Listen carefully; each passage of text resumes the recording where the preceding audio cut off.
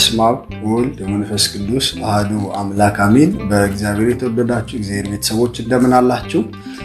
ዛሬ እንግዲህ በምላቲው ተገናኝተናል ማለት ነው። እንኳን በሰላም መጣችሁ እያልኩኝ ከኔ ጋራ አንድ ርዕሰ ጉዳይ ላይ የተወሰኑ ሀሳቦችን የምንነጋገር ይሆናል ማለት ነው። ይኸውም የቆላሲስ መልእክቱ ላይ ሐዋርያው ቅዱስ ጳውሎስ ያነሳውን ሀሳብ ሶስተኛው ምዕራፍ 16 ቁጥር ላይ ያነሳውን ሀሳብ እንማማራለን። ቆላሲስ 3:16 ላይ ሐዋርያው ቅዱስ ጳውሎስ አንድ ወሳኝ የሆነ ነገር ለኛ ለክርስቲያኖች ሲያስተላልፍ ወይም ደግሞ ሲመክር እንመለከታለን ማለት ነው። ይኸውም የእግዚአብሔር ቃል በሙላት ይኑርባችሁ እያለ ይናገራልና በዚህ ርዕሰ ጉዳይ ላይ የተወሰኑ ሀሳቦችን በማንሳት እንማማራለን ማለት ነው። እንግዲህ የቆላሲስ መልእክትን አስቀድመን በምንመለከትበት ጊዜ ቆላሲስ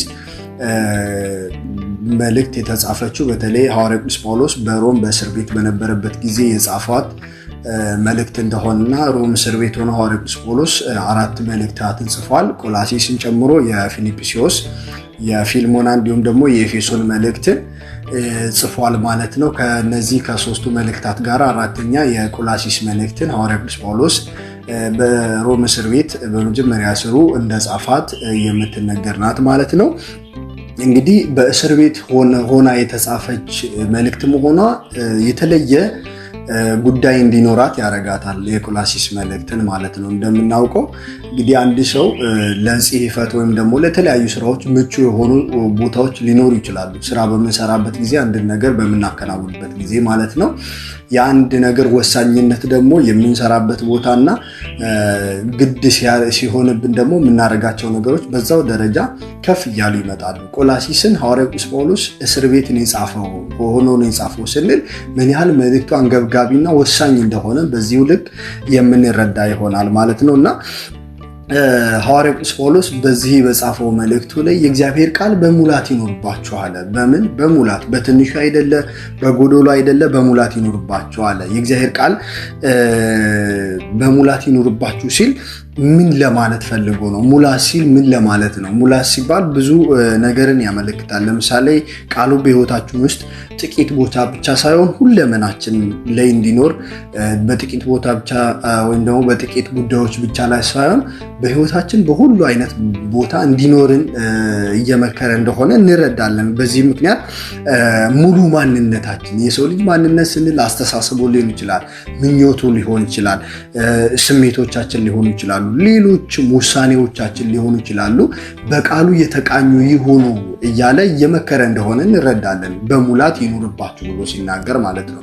ይኑርባችሁ የሚለው ቃል ራሱ የሚያስረዳን ብዙ ነገር አለ። ይቆይ ከእናንተ ጋር ወይም ደግሞ ከእናንተው ጋር ይሁን የሚልን መልእክት በውስጡ የያዘ ነው። ስለዚህ የእግዚአብሔር ቃል በሙላት ይኑርባችሁ አለ። እንግዲህ በዚህ ምድር ላይ በጣም የምናውቀው ነገር አለ። አሁን ሰው የሚወደውን ሰው ቃሉን መስማት ይፈልጋል። ብዙ ጊዜ አሁን የምንወዳቸው ሰዎች ወይ በስልክም ቢሆን ብንችል በአካል ከነሱ ጋር ሆነን ቃላቸውን መስማት የሚያወሩትን ነገር ማዳመጥ እንፈልጋለን። ለምን ካል ከፍቅር የመነጨ ነው፣ ስለምንወዳቸው ማለት ነው። ስለዚህ በተቃራኒው ደግሞ የማንወደውን ሰው አንዳንድ ጊዜ እንደው ድምፁን ማልሰማበት የት ልሂድ ብለን ስንናገር ምናልባት አስተውላችሁ ከሆነ እንደዚህ አይነት ነገር እንናገራለን። ምክንያቱም ለፍቅራችን ወይም ደግሞ ለመውደዳችን ምልክቱ ቃሉን መስማት መሻታችን ወይም መፈለጋችን ጭምር እንደሆነ እንረዳለን። ስለዚህ የእግዚአብሔር ቃል በሙላት ይኑርባችሁ ሲል እግዚአብሔርን ከፍቅር የመነጨ በመስማት ቃሉ በሙላት በእኛ ዘንድ እንዲኖር ይመክናል ማለት ነው። በዚህ ጉዳይ ላይ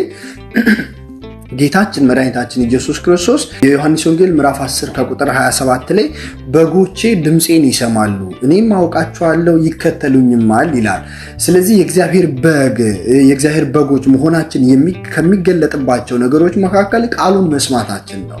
ቃሉን መስማታችን እግዚአብሔር ደግሞ እኔም አውቃቸዋለሁ ብሎ ተናግሯል እና እግዚአብሔር የሚያውቀን እንዴት ነው ብለን ብንጠይቅ የእግዚአብሔር ቤተሰቦች መጽሐፍ ቅዱስ ምን ብሎ ነው የሚመክረን ወይም የሚነግረን? ጌታን በመጽሐፍ ቅዱስ የገለጠልን ድምፄን ይሰማሉ እኔም አውቃቸዋለሁ ነው። ስለዚህ በእግዚአብሔር ዘንድ መታወቂያችን ቃሉን መስማት መስማታችን እንደሆነ እንረዳለን።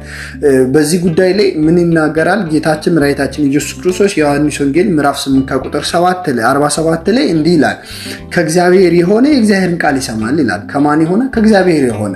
ስለዚህ ከእግዚአብሔር መሆናችን እንኳን መታወቂያው የእግዚአብሔርን ቃል ስንሰማ ነው። ምናልባትም በምድር ላይ በምንኖርበት ጊዜ ይህ ቃል እጅግ በጣም በሕይወታችን ውስጥ ትልቅ ቦታ ይኖረው ዘንድ የሚመክረንም ሐዋርያው ለዚህ ነው ማለት ነው። ስለዚህ የሚሰማው ደግሞ የእግዚአብሔር ቃል ደስ ያሰኘዋል። ከእግዚአብሔር የሆነ የእግዚአብሔርን ቃል ይሰማል፣ እናንተ ከእግዚአብሔር አይደላችሁም እና ስለዚህ አስሙን ብሎ አይሁድን ሲወቅስ እንመለከታለን ጌታችን በዚህ ቦታ ማለት። ስለዚህ እንደ አንድ ሰው የእግዚአብሔርን ቃል አልሰማም ብሎ ሲናገር ምንድን ነው የምንረዳው? ምንድን ነው የሚያመለክተው ካለ ይህ ሰው ከእግዚአብሔር እንዳልሆነ እንረዳለን። ስለዚህ መታወቂያችንም ጭምር ነው የእግዚአብሔርን ቃል መስማት ማለት ነው። እና ለምንድን ነው ሐዋርያው ቅዱስ ጳውሎስ የእግዚአብሔር ቃል በሙላት በእናንተ ላይ ይኖርባችሁ ብሎ የሚመክረው? ቃል እግዚአብሔር በሙላት እንዲኖርብን ያስፈለገው ለምንድን ነው የሚሉትን ሀሳቦች ስንመለከት የመጀመሪያው የእግዚአብሔር ቃል በሙላት እንዲኖርብን ያስፈለገው የመጀመሪያው ምክንያቱ ቃል እግዚአብሔር ሕይወት ስለሆነ ነው። ሕይወት ስለሆነ በዚህ በወንጌል ላይ ጌታችን መድኃኒታችን ኢየሱስ ክርስቶስ በገዳመ ቆሮንቶስ በነበረበት ጊዜ ፈታኝ ወደ እርሱ መጥቶ በተፈተነበት ጊዜ ሰው በምን ይኖር ዘንድ ይገባው እንዳለ ሲናገር ፈታኝ መጥቶ ይሄንን ድንጋይ ዳቦ አድርገ እንብላው ብሎ ሲለው ምንድነው ጌታችን ኢየሱስ ክርስቶስ የተናገረው?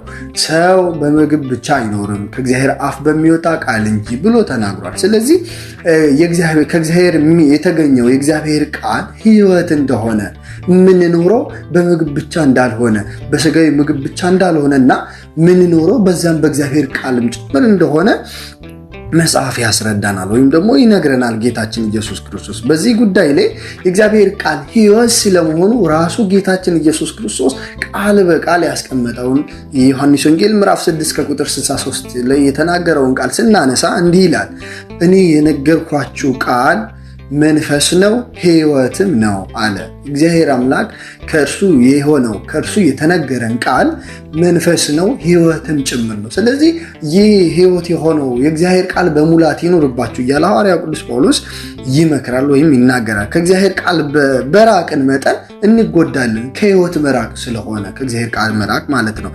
በዚህ ላይ የእግዚአብሔርን ቃል በምን አይነት መንገድ በእኛ ዘንድ ሊኖር እንዲገባ ሲናገር ሕዝቅኤል ላይ ምዕራፍ 3 ከቁጥር 1 ላይ እግዚአብሔር ራሱ ሕዝቅኤልም ሲለው እንመለከታለን። ይህን መጽሐፍ ብላ በዚህ መጽሐፍ ወደን ሙላ ብሎ ሲናገር እንሰማለን። ይህ መጽሐፍ የእግዚአብሔር ቃል የተገለጠበት መጽሐፍ በሆድ ወይም በአእምሮ እንዲይዝ ሲመክረው እንመለከታለን። በጣም በሚደንቅ ሁኔታ ሕዝቅኤልም ይላል በላሁት እንደማርም ጣፈጠኝ እያለ ሲናገር እንሰማለን። እንደማር ጣፈጠኝ። ጣፋጭ የሆነው እግዚአብሔር ቃል ይህንን ቃሌን ስሙ ብሎ እንደሚመክረን ሁሉ ብንበላው ብንመገበው ወይም ብንሰማው ያ የእግዚአብሔር ቃል ሕይወት ነው የሚሆነን፣ ይጣፍጣልም ማለት ነው። እንደማር ጣፈጠኝ አለ። በዚህ ጉዳይ ላይ ሐዋርያው ታላቁ ነቢይ እንዲሁም ንጉሥ ዳዊት በመዝሙር 118 ከቁጥር 103 ላይ እንዲህ ይላል፣ ቃልህ ለጉሮሮዬ ጣፋጭ ነው ብሎ ሲናገር እንሰማለን። ቃልህ ለምኔ ጣፋጭ? ለጉሮሮዬ ጣፋጭ ነው አለ። ስለዚህ እግዚአብሔር ቃል ጣፋጭ ነው።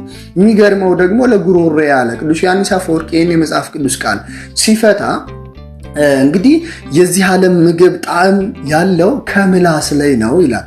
ከምላስ ላይ ነው የሚታወቀው የምግብን ጣዕም። አሁን ጣፋጩን ምኑንም የምንለየው በምላስ ነው፣ ወይ በፊተኛ ወይ በጎን በሳይንስ እንደሚለው ማለት ነው። ሱር የሆነው ወይም ደግሞ ይሄ የሚጎመዝዘውን የሚጣፍጠውን ሌሎችንም የምግብ ጣዕም የምንለየው በምላስ ነው።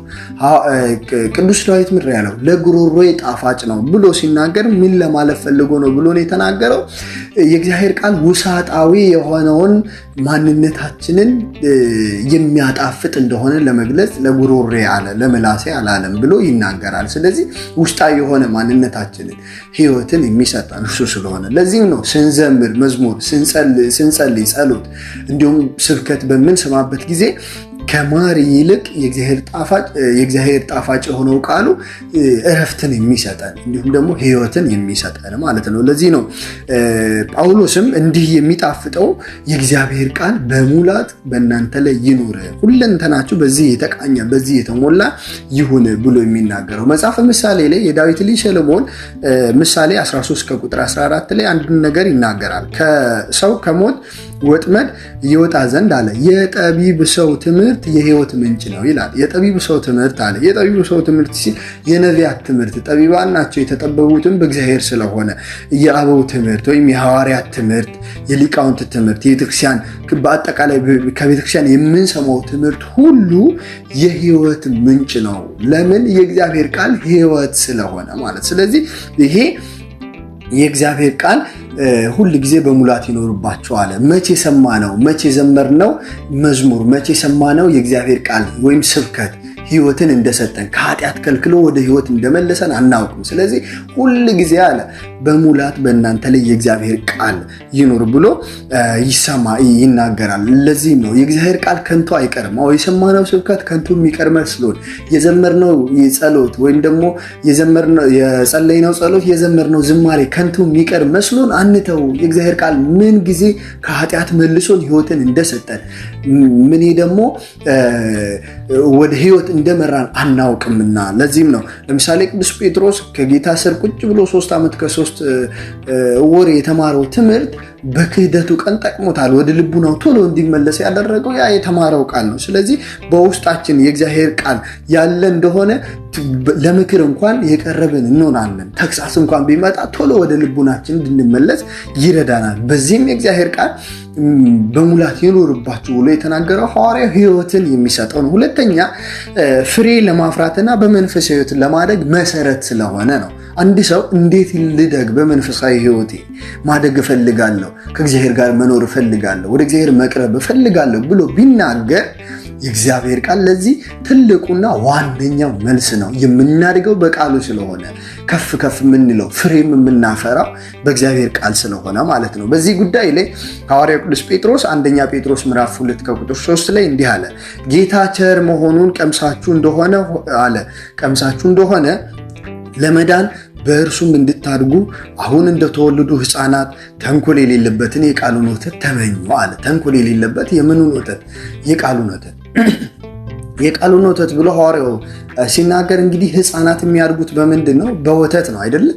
ልክ እንደዛው የሰው ልጅ ለመዳን ለማደግ የእግዚአብሔር ቃል ለእርሱ አስፈላጊ ነው። ወተት ለሕፃን አስፈላጊ እንደሆነ የእግዚአብሔር ቃል ለአንድ ክርስቲያን መሰረታዊ ነገር እንደሆነ እንረዳለን ወይም ደግሞ እናስባለን ማለት ነው። በሌላ ስፍራም አንደኛ ቆሮንቶስ ምዕራፍ 3 ከቁጥር 6 ላይ ሐዋርያው ቅዱስ ጴጥሮስ እንዲህ ይላል፣ እኔ ተከልኩ አጵሎስም አጠጣው ይላል። እኔ ተከልኩ አለ፣ እሱ አጠመቀ፣ ወንጌልን አስተማረ፣ አሳመነ።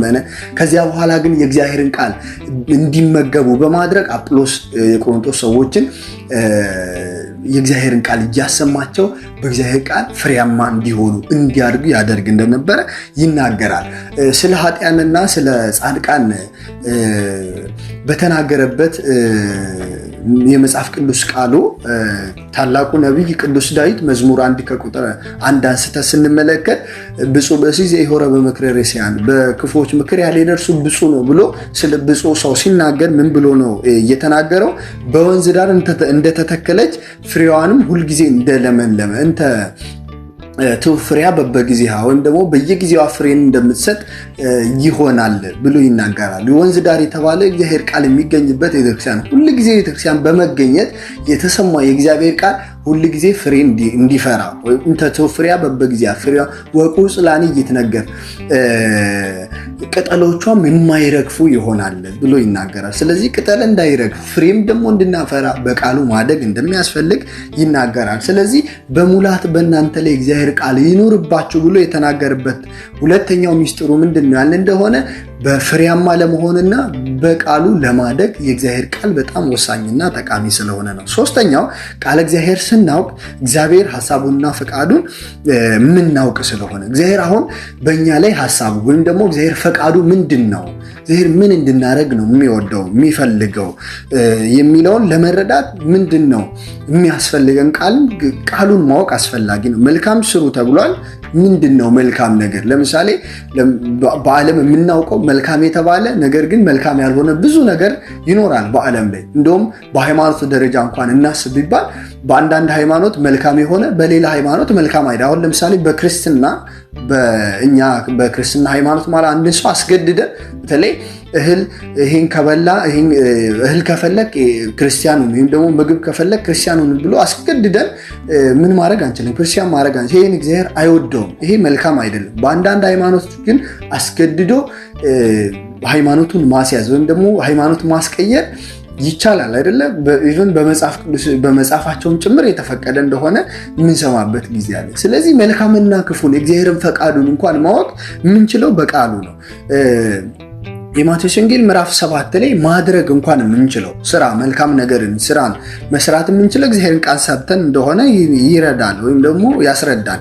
የማቴዎስ ወንጌል ምዕራፍ 7:24 ላይ ይህን ቃሌን ሰምቶ የሚያደርገው ይላል። ምን ማድረግ እንዳለብን የምንረዳው ቃሉን ስንሰማ ነው። ምን ማከናወን እንዳለብን የምናውቀው የእግዚአብሔርን ቃል ስንሰማ ነው። እርሱም የእግዚአብሔር ቃል ይሄን አድርጉ ይሄን አታርጉ ብሎ በተናገረው ትእዛዙ ማለት ነው። ስለዚህ በዚህ ምክንያት የእግዚአብሔር ቃል በሙላት ይኑርባችሁ ብሎ ሲናገር ፈቃዱን የምናውቀው በቃሉ ስለሆነ የእግዚአብሔርን በጎ ፈቃድ የእግዚአብሔርን ፍላጎቱን የምናውቀው። መዝሙረኛው ዳዊት በዚህ ጉዳይ ላይ እግዚአብሔር አምላክን እንዲህ ይለዋል፣ እግዚአብሔር አምላኬ የሚናገረኝን እሰማለሁ አለ። እግዚአብሔር ምን የሚለኝን የሚናገረኝ መዝሙር 84 ቅንፍ 85 ከቁጥር 8 ላይ እናገኘዋለን። እሰማለሁ አለ። ማን የሚናገረኝን? እግዚአብሔር የሚናገረኝን። እንዲህ ነው ሊሆን የሚገባው የክርስቲያን ማንነቱ። እግዚአብሔር ደግሞ የሚናገረው በስብከት በኩል ነው ቃሉን ሊያሰማን የምንችለው፣ ወይ በመዝሙር በኩል ነው ልንሰማ የምንችለው፣ ወይ ደግሞ በሌላም በኩል እግዚአብሔር ይናገራል እንሰማለን ማለት ነው። መክብብ ምዕራፍ 5 ከቁጥር 1 ላይ ወደ እግዚአብሔር ቤት በገባህ ጊዜ አለ እግርህን ጠብቅ፣ ለመስማት መቅረብ ከሰነፎች መስዋዕት ይበልጣል አለ። ለመስማት መቅረብ ከሰነፎች መስዋዕት ይበልጣልና እርሱም ክፉ እንዲያደርጉ አያውቁምና አለ። እነርሱ አሁን ሰነፍ የሆኑ ሰዎች ክፋትን እንዲያደርጉ አያውቁም፣ አይረዱም፣ ለመስማት የማይቀርቡ ስለሆነ። ለመስማት የሚቀርብ ሰው ግን ከክፋት ይርቃል፣ ምን መልካም እንደሆነ ይረዳል፣ ያውቃል። በዚህም ምክንያት ምን ይላል?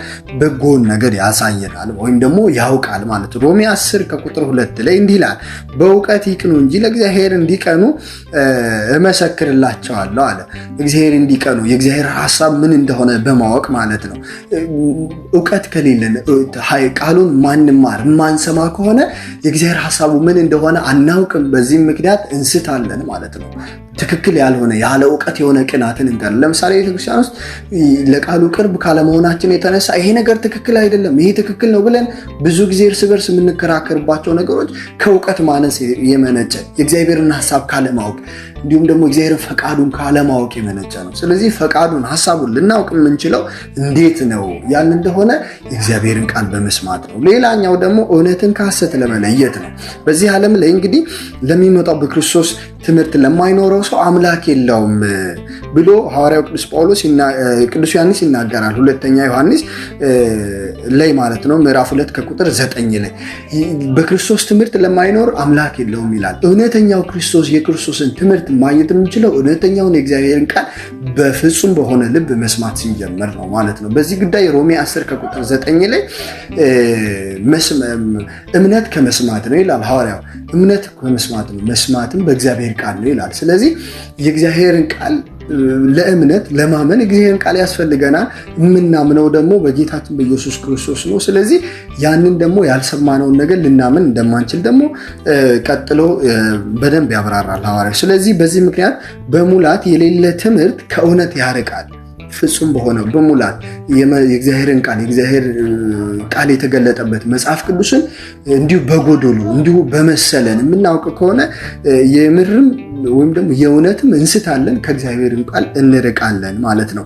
ለዚህ ነው ሐዋርያው ቅዱስ ጳውሎስ ያልሰበክነው ሌላ ኢየሱስ ይሰበካል፣ ልዩ ወንጌልም ይሰበካል እያለ የሚናገረው ማለት ነው። ስለዚህ በሙላት ያለ ሰው ልዩ ወንጌልን ይለየዋል።